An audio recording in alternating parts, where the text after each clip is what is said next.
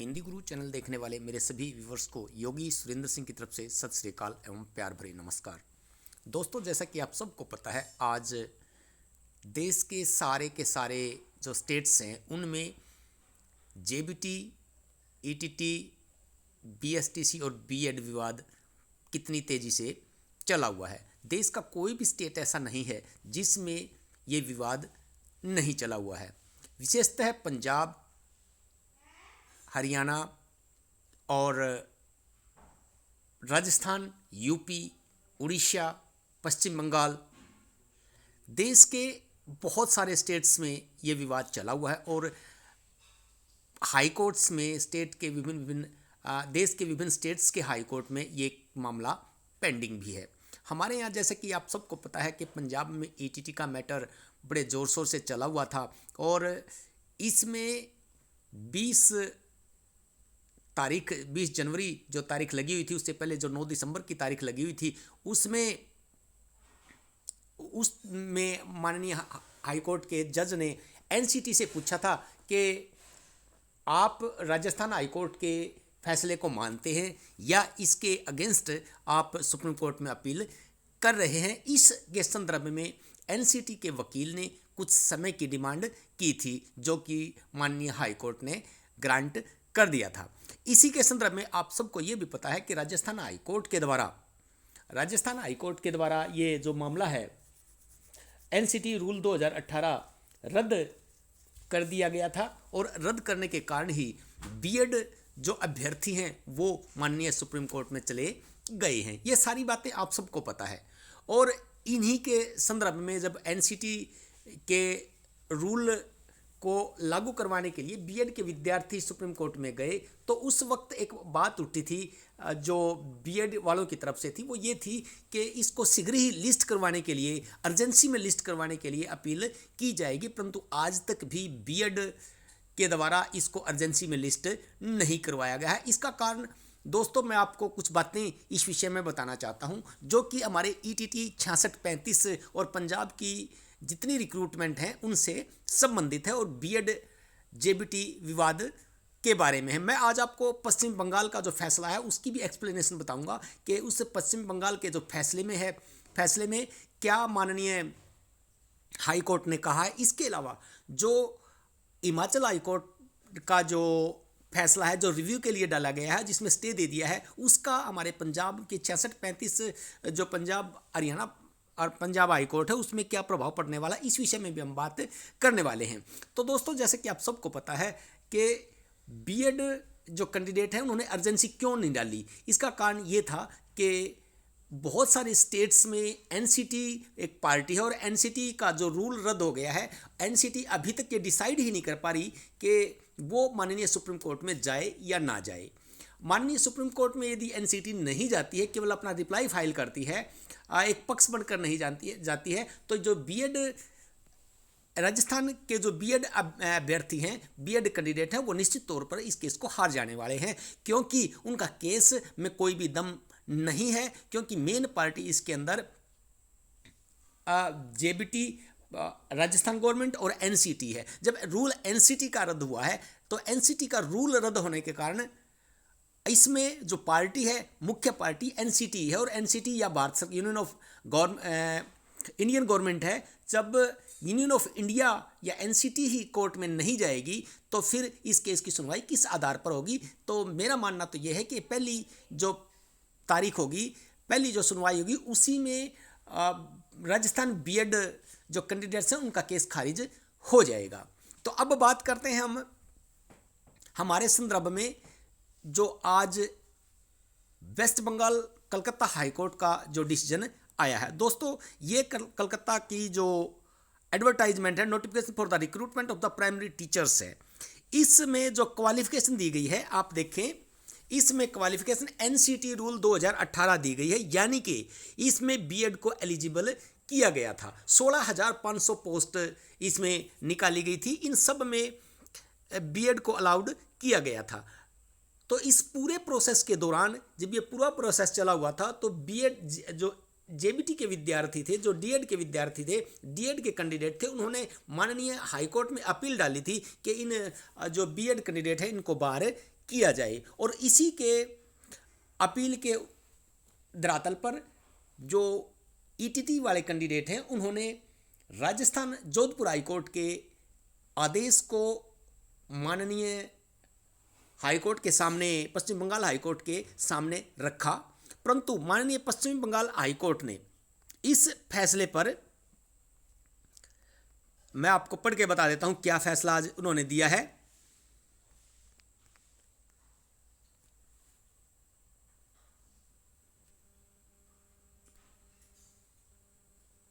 ये केस था पश्चिम बंगाल का, जिसमें माननीय हाईकोर्ट ने,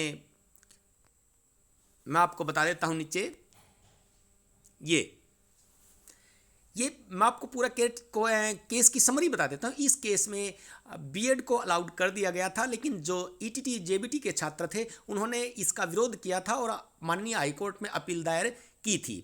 तो ये केस काफ़ी समय से चला रहा था और इस केस की सुनवाई में अब जो लास्ट सुनवाई हुई इसकी, वो 20 आज इसकी लास्ट सुनवाई थी। और इसी की सुनवाई में जो पश्चिम बंगाल के ईटीटी के छात्र थे, जेबीटी के छात्र थे, जेबीटी के अभ्यर्थी थे, उन्होंने जोधपुर हाईकोर्ट के फैसले को माननीय पश्चिम बंगाल कोलकाता हाईकोर्ट के सामने रखा और कोलकाता हाईकोर्ट ने इस ऑर्डर को संज्ञान में लिया और संज्ञान में लेकर एक फैसला दिया। उन्होंने कहा कि जो प्रक्रिया चली हुई है, जिस प्रक्रिया के तहत ये एडवर्टाइजमेंट और प्रक्रिया के तहत ये भर्ती की गई है, इसमें एक रेफरेंस जो यूपी का एक मामला था उसका भी सुप्रीम कोर्ट का फैसला था उसमें, जिसमें बीएड को शामिल किया गया था। आपको ध्यान हो, मैंने पटना हाईकोर्ट का एक, यूपी का भी था, इसके अलावा एक मैंने पटना हाईकोर्ट का भी मामला आपको दिखाया था। तो मैं सारे हाईकोर्ट्स के जो डिसीजन है वो समय समय पर आप लेके आपके सामने लेके आता रहा हूँ।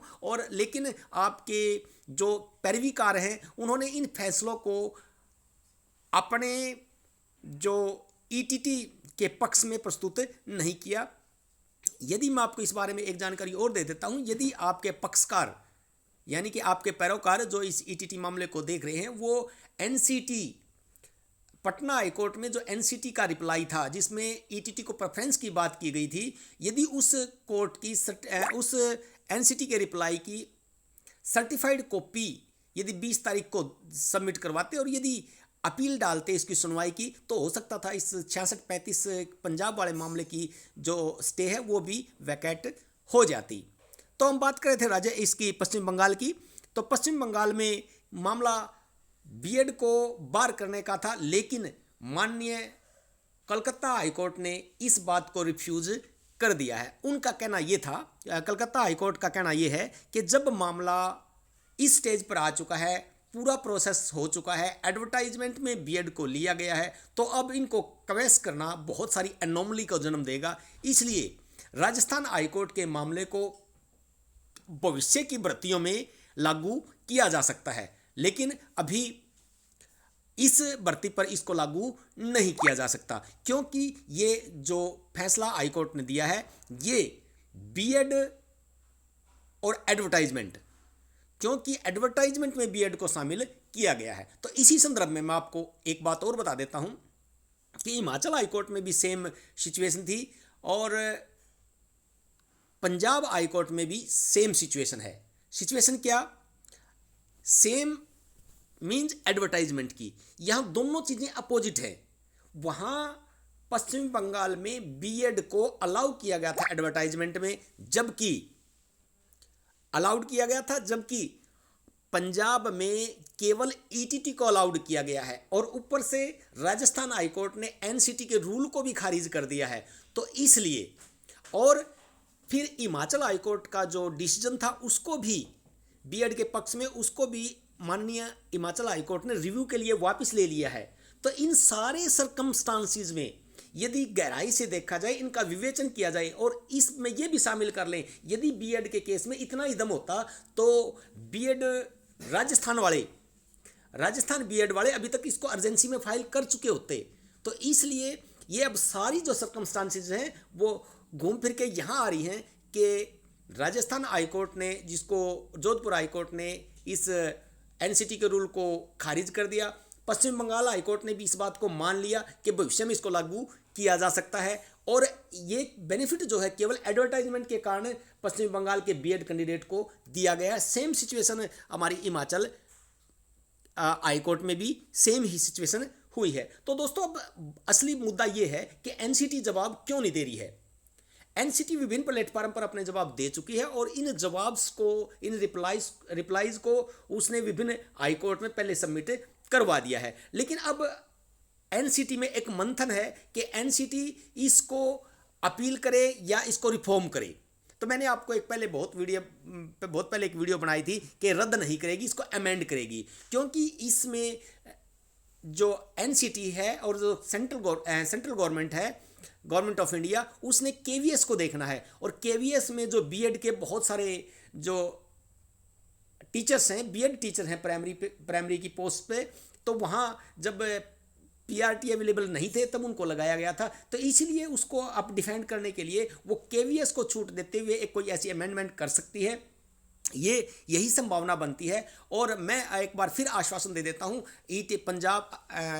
पंजाब के सारे ईटीटी अभ्यर्थियों को कि जो सिचुएशन बनी है आज, पश्चिम बंगाल के हाईकोर्ट ने जो बात कही है और हिमाचल हाईकोर्ट ने और राजस्थान में जो सुप्रीम कोर्ट में बीएड वाले अप्लाई अर्जेंसी के लिए फाइल नहीं करें, इन सारी सिचुएशन को देखकर, और सबसे अहम और सबसे मेन बात जिस पे हमारी बात टिकी है वो हमारी एडवर्टाइजमेंट करंट रूल के अनुसार है, इसलिए उसको चैलेंज नहीं किया जा सकता। और फिर एनसीटी जो है, एनसीटी की जो रिक्रूटमेंट प्रोसेस है, कोई भी एनसीटी रिक्रूटमेंट प्रोसेस को फोर्स नहीं कर सकती। रिक्रूटमेंट प्रोसेस करना रिक्रूटमेंट एजेंसी का काम हो। रिक्रूटमेंट एजेंसी आपकी स्टेट है और आपकी स्टेट ने जब बीएड को बाहर कर दिया तो अब एडवर्टाइजमेंट में बाहर कर दिया तो उसको शामिल करना लगभग नामुमकिन सी बात है। इसलिए दोस्तों किसी भी प्रकार के पैनिक लेने की जरूरत नहीं है। शीघ्र ही जैसे ही आप ज़्यादा जोर शोर से इसको परस्यू करेंगे, मामला आपके हक में आ जाएगा। यही मेरे पास आज पश्चिम बंगाल के हाईकोर्ट के डिसीजन के संबंध में अपडेट थी।